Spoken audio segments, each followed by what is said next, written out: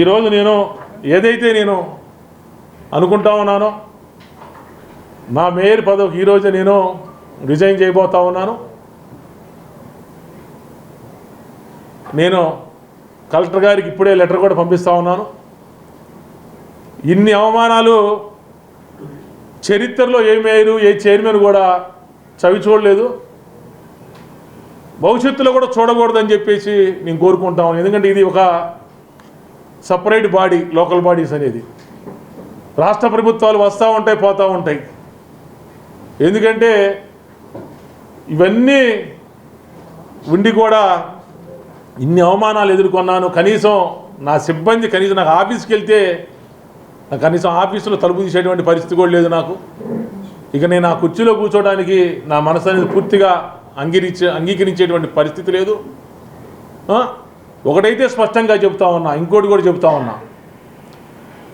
రేపు 17వ తారీఖు standing committee సమావేశంతో పాటు 16వ తారీఖు అంటే రేపు ఆదివారం పీవీకే నాయుడు కూరగాయల మార్కెట్కి సంబంధించి ఒక సమావేశం పెట్టాలని అని చెప్పేసి కౌన్సిల్ హాల్లో దానికి పెమ్మసాని చంద్రశేఖర్ గారు రాబోతామని నాకు తెలిసింది.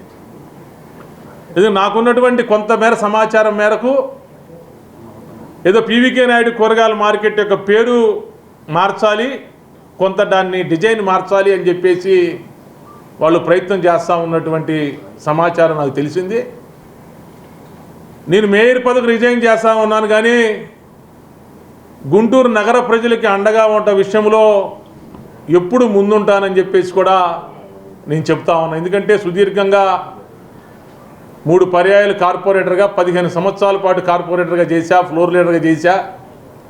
గుంటూరు పలు సమస్యల మీద నాకు అవగాహన ఉంది, పలు ప్రాంతాల మీద ప్రజలు ఎదుర్కొన్నటువంటి సమస్యల మీద నాకు పూర్తిగా అవగాహన ఉంది. కాబట్టి రేపు జరిగేటువంటి పీవీకే నాయుడు కూరగాయల మార్కెట్ సమావేశంలో పీవీకే నాయుడు అనేటువంటి పేరుని వాళ్ళు మార్చాలి అనేటువంటి ఆలోచన చేస్తూ ఉన్నారు. ఆ బిల్డింగ్ యొక్క నమూనాను కూడా మార్చాలని చెప్పేసి ప్రయత్నం చేస్తూ ఉన్నారు. ఆ బిల్డింగ్లో కొన్ని దశాబ్దాల కాలం నుంచి సుమారు 360 మంది పైచిలుకు వ్యాపారస్తులు కూరగాయలు అమ్ముకొని వివిధ వ్యాపారస్తులు చేసుకుంటా ఉన్నారు. గత ప్రభుత్వంలో కానీ గత పాలకవర్గంలో కానీ వాళ్ళకి 360 మందికి షాపులు లాటరీ పద్ధతి ద్వారా ఇస్తామని చెప్పేసి అధికారులు కానీ ప్రజాప్రతినిధులు కానీ హామీ ఇచ్చి ఉన్నారు.